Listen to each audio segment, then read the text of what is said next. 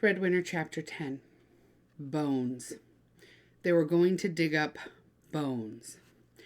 I'm not sure this is a good idea, Parvana said to Shazia the next morning. She had her blanket and her father's writing things with her. She hadn't been able to tell her mother about going bone digging, so she didn't have a reason to leave her usual work things behind.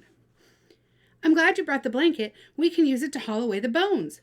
Shazia ignored Parvana's objections. Come on, we'd better hurry or we'll get left behind. Getting left behind did not sound so terrible to Parvana, but with a quick look across the market to the painted-in window with her secret friend, she obediently fell in behind Shazia as they ran to catch up with the group. The sky was dark with clouds. They walked for almost an hour, down streets Parvana didn't recognize, until they came to one of the areas of Kabul most heavily destroyed by rockets. There wasn't a single intact building in the whole area, just piles of bricks, dust, and rubble. Bombs had fallen on the cemetery, too. The explosion had shaken up the graves in the ground. Here and there, white bones of the long dead stuck up out of the rusty brown earth.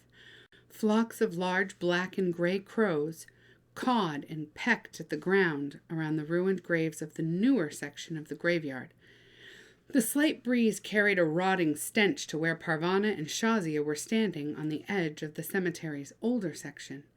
They watched the boys fan out across the graveyard and start digging. Parvana noticed a man setting up a large weigh scale next to the partially destroyed wall of a building. Who's that? That's the bone broker. He buys the bones from us. What does he do with them? He sells them to someone else. Why would anyone want to buy bones? Why do we care as long as we get paid? Shazia handed Parvana one of the rough boards she'd brought along to use as a shovel. Come on, let's get busy. They walked over to the nearest grave. What if there's still a body in there? Parvana began. What if it's not bones yet? We'll find one with a bone sticking out of it. They walked around for a moment looking. It didn't take long. Spread out the blanket, Shazia directed. We'll pile the bones into it, then make a bundle out of it. Parvana spread the blanket, wishing she were back in the market, sitting under the window where her secret friend lived. The two girls looked at each other, each hoping the other would make the first move. We're here to make money, right? Shazia said. Parvana nodded. Then let's make money. She grabbed a hold of the bone that was sticking out of the ground and pulled. It came out of the dirt as if it were a carrot being pulled up from a garden. Shazia tossed it on the blanket. Not willing to let Shazia get the better of her, Parvana took up her board and started scraping away the soil. The bombs had done much of the work for them. Many bones were barely covered by dirt and were easy to get at. Do you think they'd mind us doing this? Parvana asked. Who? The people who are buried here. Do you think they'd mind us digging them up? Shazia leaned on her board. Depends on the type of people they were. If they were nasty, stingy people, they wouldn't like it. If they were kind and generous people, they wouldn't mind. Would you mind? Shazia looked at her, opened her mouth to speak, then closed it again and returned to her digging. Parvana didn't ask her again. A few minutes later, Parvana unearthed a skull. Hey, look at this! She used the board to loosen the ground around it, then dug the rest of it up with her fingers so she wouldn't break it. She held it up to Shazia as though it were a trophy. It's grinning. Of course it's grinning. He's glad to be out in the sunshine after being in the dark ground for so long. Aren't you glad, Mr. Skull? She made the skull nod. See, I told you. Prop him up on the gravestone. He'll be our mascot. Parvana placed him carefully on the broken headstone. He'll be like our boss, watching us to make sure we do it right. They cleaned out the first grave and moved on to the next, taking Mr. Skull with them. He was joined in a little while by another skull. By the time their blanket was full of bones, there were 5 skulls perched in a row, grinning down at the girls. I have to go to the bathroom, Parvana said. What am I going to do? I have to go too. Shazia looked around. There's a doorway over there, she said, pointing toward a nearby ruined building. You go first. I'll keep watch. Over me? Over our bones. I should go right out here. No one is paying attention to you. It's either that or hold it. Parvana nodded and put down her board shovel. She'd been holding it for a while already. Checking to make sure no one was looking, she headed over to the sheltered doorway. "Hey, Kasim!" Parvana looked back at her friend. "Watch out for landmines," Shazia said. Then she grinned. Parvana grinned back. Shazia was probably joking, but she kept her eyes open anyway. "Kabul has more landmines than flowers," her father used to say. "Landmines are as common as rocks and can blow you up without warning. Remember your brother." Parvana remembered the time someone from the United Nations had come to her class with a chart showing the different kinds of landmines. She tried to remember what they looked like. All she could remember was that some were disguised as toys. Special mines to blow up children. Parvana peered into the darkness of the doorway. Sometimes armies would plant mines in buildings as they left an area. Could someone have planted a landmine there? Would she blow up if she stepped inside? She knew she was faced with 3 choices. One choice was to not go to the bathroom until she got home. That was not possible. She really couldn't hold it much longer.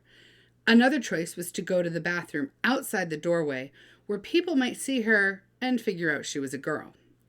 The third was to step into the darkness, go to the bathroom in private, and hope she didn't explode. She picked the third choice.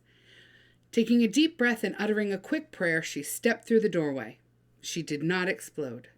"No landmines?" Shazia asked when Parvana returned. "I kicked them out of the way," Parvana joked, but she was still shaking. When Shazia came back from her trip to the doorway, they made a bundle of the bones and the blanket, with the skulls thrown in, and carried it together over to the bone broker and his scales. He had to fill the bucket on the scales 3 times to accommodate all their bones. He added up the weight, named an amount, and counted up the money. Parvana and Shazia didn't say anything until they were well away from the bone broker's stall. They were afraid he might have made a mistake and given them too much. "This is as much as I made in 3 days last week," Parvana said. "I told you we'd make money," Shazia said as she handed half the cash to Parvana. "Shall we quit for the day or keep digging?" "Keep digging, of course." Mother expected her for lunch, but she'd think of something to tell her. In the middle of the afternoon, there was a small break in the clouds. A stream of bright sunlight hit the graveyard. Parvana gave Shazia a nudge, and they looked out over the mounds of dug-up graves, at the boys, sweaty and smudged with dirt, at the piles of bones beside them, gleaming white in the sudden sunshine. "We have to remember this," Parvana said. "When things get better and we grow up, we have to remember that there was a day when we were kids, when we stood in a graveyard and dug up bones to sell so that our families could eat." "Will anyone believe us?" "No, but we will know it happened." "When we're rich old ladies, we'll drink tea together and talk about this day." The girls leaned on their board shovels, watching the other children work. The sun went back in, and they got back to work themselves. They filled their blanket again before stopping for the day. "If we turn all this money over to our families, they'll find things to spend it on and we'll never get our trays," Shazia said. "I think we should keep something back, not turn it all over to them." "Are you going to tell your family what you were doing today?" "No," Shazia said. "Neither will I," Parvana said. "I'm just going to turn over my regular amount, maybe a little bit more. I'll tell them someday, but not just now." They parted, arranging to meet again early the next morning for another day of bone digging. Before going home, Parvana went to the water tap. Her clothes were dirty. She washed them off as best she could while they were still on her. She took the money out of her pocket and divided it in 2. Some she put back in her pocket to give to her mother.